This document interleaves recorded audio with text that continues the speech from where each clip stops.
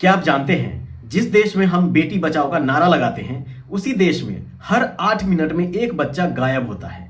जी हाँ, ये वीडियो हर उस माँ बाप के लिए है जिसके घर में एक छोटी सी नन्ही पल रही है। हर उस माँ बाप के लिए है जिसकी बेटी घर से बाहर जा रही है जॉब करने के लिए, घर से बाहर जा रही है जॉब के तलाश में, घर से बाहर जा रही है एजुकेशन लेने के लिए, या घर से बाहर किसी भी काम के लिए जा रही है। ये वीडियो उस भाई के लिए भी है जिसकी बहन बड़ी हो रही है, जिसकी बहन पढ़ाई करने के लिए जा रही है, नौकरी ढूंढने के लिए जा रही है।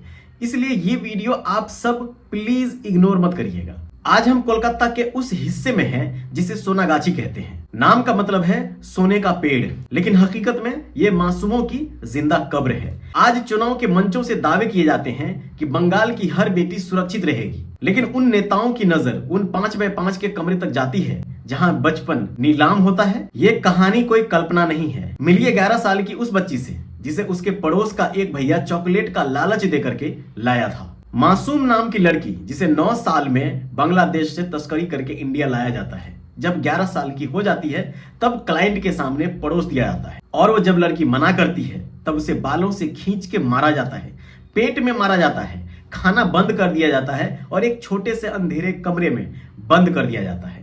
फिर कुछ दिन के बाद फिर से उससे पूछा जाता है कि क्या तुम राजी हो।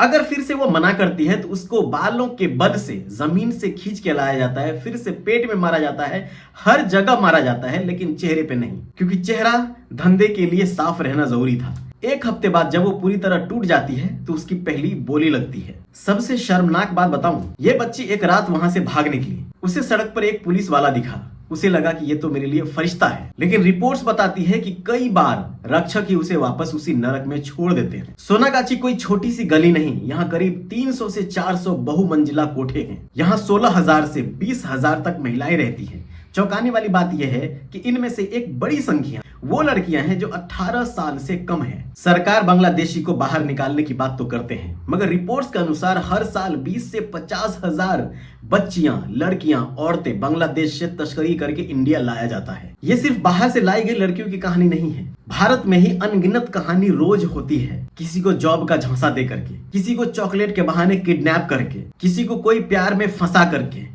इस धंधे में फेंक देते हैं। भारत के बेड़िया समुदाय में आज भी ये परंपरा है कि घर की पहली बेटी को इस पेशे में भेज दिया जाता है। और जैसे बताया कि देश के अलग अलग कोनों से बच्चियों को किडनैप किया जाता है और इस धंधे में धकेल दिया जाता है। मासूम लड़कियों को जॉब के बहाने शहर लाया जाता है और बेच दिया जाता है। मासूम लड़कियों के साथ प्यार का ढोंग करके शहर लाया जाता है और कोठे पे धकेल दिया जाता है।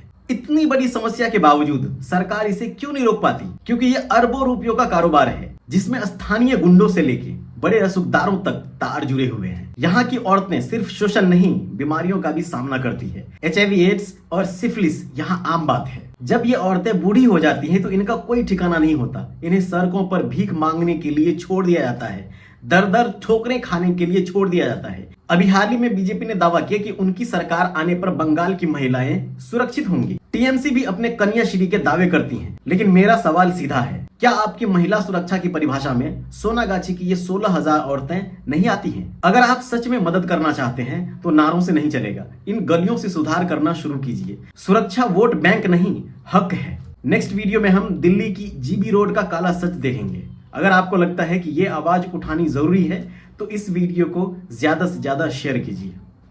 जय हिंद।